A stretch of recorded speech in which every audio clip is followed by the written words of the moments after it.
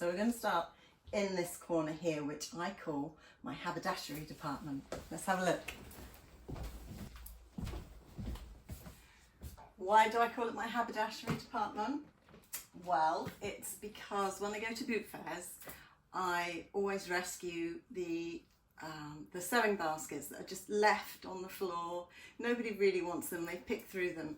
So I rescue them and give them a home, and I empty the contents, and some of the contents are so beautiful I can't bear to throw them away.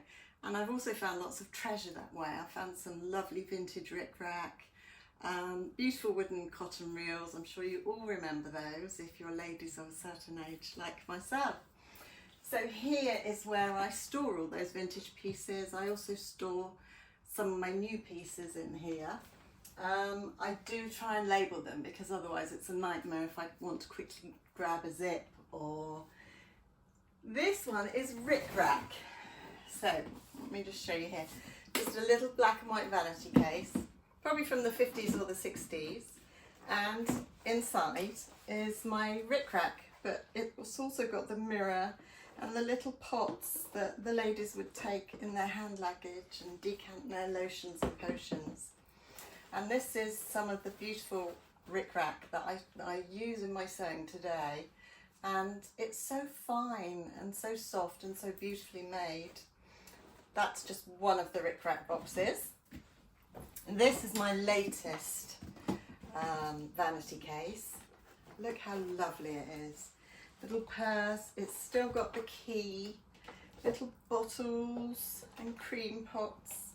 I mean, you just have to find a use for these things, don't you? It's even called Pixie, personal luggage. So this whole shelf here is full of them. What's this one?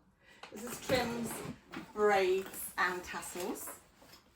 I try and keep them organised on little pieces of card, but it obviously doesn't always happen. Some beautiful, I think they're lutes or lyres or something on there. And it just makes an unusual way to store all those bits and pieces. What else? One more, bias binding. Again, I've got probably about 3 of these. Got some patterned ones, vintage ones, full. Sometimes I can hardly do the suitcases up.